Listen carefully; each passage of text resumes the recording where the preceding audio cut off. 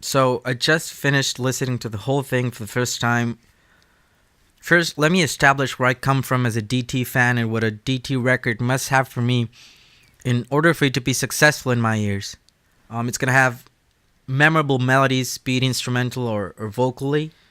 It has to have epic passages like cinematic endings. Think "In the Name of God," "Octavarium," those kinds of things. It has to have technical and complex sections, and also clean acoustic passages. The disc opens right away with a more direct and straight to the point song, which we have all heard by this point. Untethered Angel is melodic and a radio friendly song, if you want to call it that, but that does not mean it is bad. I compare it to the previous release, The Enemy Inside from 2013, and this is so much more free and elaborate at the same time. Mangini feels way more immersed in playing for the first time in 8 years with the band, and I enjoy that very much. What is noticeable from the first song is also the mix and production. It reminds me of the good old Octavarium days. This is the best sounding album since that 2005 record, no doubt in my mind. It is very easy to appreciate this album's take on songs rather than an epic and, in my opinion, a necessary soundtrack from 2016's The Astonishing. So the band has a clear advantage simply because of that. As if Untethered Angel wasn't straight enough for you, the band decided to follow with an even more radio-friendly tune, Paralyzed. This one, straight off the bat, seemed kinda lazy in my opinion, kinda like the singles from the 1994 album Awake. Having said that, it has a very memorable chorus section which is always nice to have in a live stage. Think of it as a modern day Forsaken from Systematic Chaos. Although this song is short and in your face, it is by no means formulaic. Next up is Fall Into the Light. This is where the disc really begins to open up, greeting us with yet another guitar-based riff, which at first hearing might seem kinda dull due to what we have been listening so far. The playing with tempos and rhythms, though, makes it clear that this is going to be a more demanding song for the listener, and that is why die-hard DT fans have craved over the years from this band. The acoustic bridge, the intermission, paired with Petrucci's melodic line, are the first and true impact of this album this far. One can't help but think Metallica, and that's not a bad thing. The melody is full of heart, power, and a masterful elegance pushed by all the musicians. Now comes the truly new stuff for those of us who had been listening and following the band's single releases. Barstool Warrior. The intro transported me immediately back to 1997 to the Falling Into Infinity days. It is progressive, melodic, and moves forward in a very rush and yes kind of way. And there it is, a beautiful guitar melody flying over our ears that makes it clear that although this album has been very heavy up until this point, Dream Theater is very much still able and willing to tell us a story through melodies and words.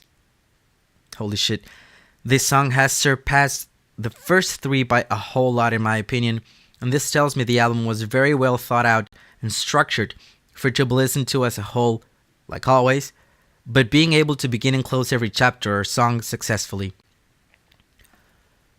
The song Room 137 reminded me a lot of the test that summed them all from 6 Degrees of Inner Turbulence. A very chaotic, dramatic, and urgent song, so to speak. I didn't see really what this track contributed to the album. S2N. Again, Falling Into Infinity. Heavy and bluesy guitar, bass and drum sections. It reminded me a lot of Lines in the Sand. By this point, I start to realize melodic choruses play a constant throughout the record, intertwined masterfully with whichever particular style of metal prog rock the track is based on. This song balances the perfect amount of badass, improvisation, melody, rock, ownership of the song, virtuosity, and it's a clear statement that the band has finally come together as one. It only took him 8 years, right? A special thanks to Jordan for his first appearance as a soloist on the album being one of the most rocking solos he has delivered to date. It was bone-crushing. At Wit's End has a musically complex yet harmonically moving opening riff, echoing the opening unison, which has been slightly colored in a very fun way. The song remains aggressive throughout and reaches its climax with John and Jordan's virtuoso solo lines, only to be greeted by a delicious piano, a passage that turns dark and connects perfectly with what we have been listening in the song so far, a melodic yet aggressive theme. Next, we move on to a much needed breather, Out of Reach. James LaBrie takes the stage maybe for the first time in the album, and he's allowed to shine in a very introspective and personal kind of way, almost in unison with John Petrucci's delicious guitar tone that truly soars with the melody. We are greeted with a song that is clearly in the ballad genre, but where the band decided to throw out the window the traditional structure and way to do them. The song evolves in a way I hadn't heard before, all the while maintaining a heart-wrenching vibe that adds a kind of hymnic element we were yet to listen to in this album. The opening to Pale Blue Dot differs from every other song in the album in a way that it does not present the listener with something right away. Rather, it carries you, slowly, unsure of what is yet to come, and then Mangini breaks the silence and sets the tone for Petrucci's aggressive thumping. This is going to be one hell of a ride, I thought. Complete freedom and probably the most conceptual song this far. Think In the Presence of Enemies Part 2 from Systematic Chaos. A slow, headbanging metal long piece with a lot of protagonism to the instrumental sections, which, to be honest, reminded the best of us of a kind of the Dance of Eternity quality instrumental section, which we had been missing for a while, to be honest. Not to demerit previous instrumental sections from this or any past previous albums, but this one was truly, truly impressive. The album could have ended right there, but it appears the band had a bit more to say with Viper King, in a fun tune that is sure to raise fists when performed live, and that closes the album by making a statement. This wasn't an epic concept album. Far from it.